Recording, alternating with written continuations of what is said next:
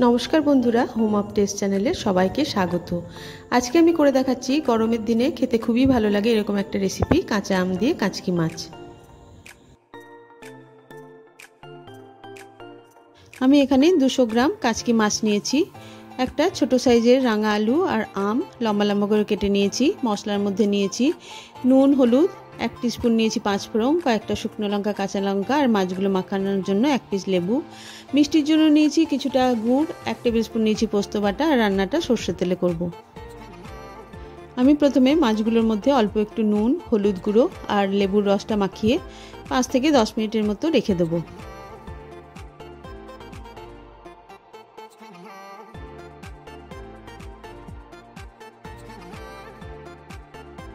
এবারে মাছগুলো ভেজে নেব। তার জন্য একটা কড়াইয়ের মধ্যে কিছুটা পরিমাণে দিয়ে দিয়েছি সরষের তেল। মাছগুলো ভাজার সময় যাতে না ছেটায় তার জন্য একটু নুন দিয়ে নিলাম। তেলটা ভালোমতো গরম হয়ে গেলে মাছগুলোকে ভেজে তুলে রাখবো।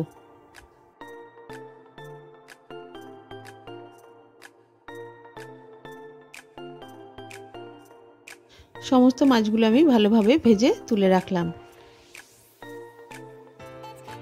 মাছ ভাজার তেলের মধ্যে আরও 1 টেবিল স্পুন সরষের তেল আমি দিয়ে দিলাম।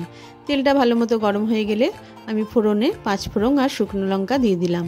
ফোড়নটা থেকে ভালোমতো গন্ধ বেরোলে একে একে আম আর রাঙা আলুগুলো একটু ভালোভাবে ভেজে নেব।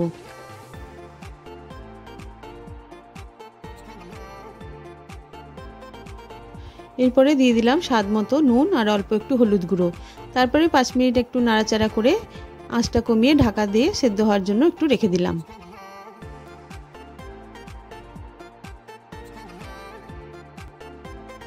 ঢাকাটা খুলে আমি দিয়ে দিলাম 1 গ্লাস জল।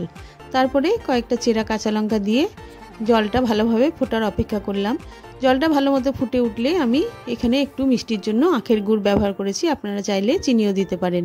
সমস্ত কিছু ভালোভাবে ফুটে গেলে ভেজে রাখা মাছগুলো দিয়ে 2-4 মিনিট মতো ফুটে উঠলে আমি গ্যাসটা বন্ধ করে দেবো।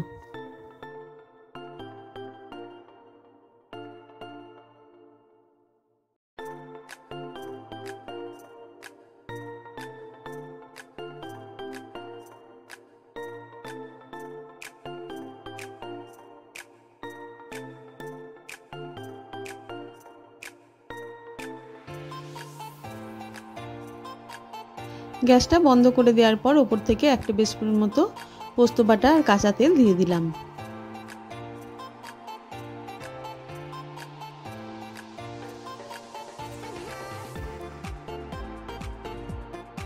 ভিডিওটা দেখার জন্য সকলকে ধন্যবাদ। এই প্রচণ্ড গরমে কাঁচা আম আর কাচকি মাছ দিয়ে এই রান্নাটা অবশ্যই করে দেখবেন, আশা করি খুবই ভালো লাগবে।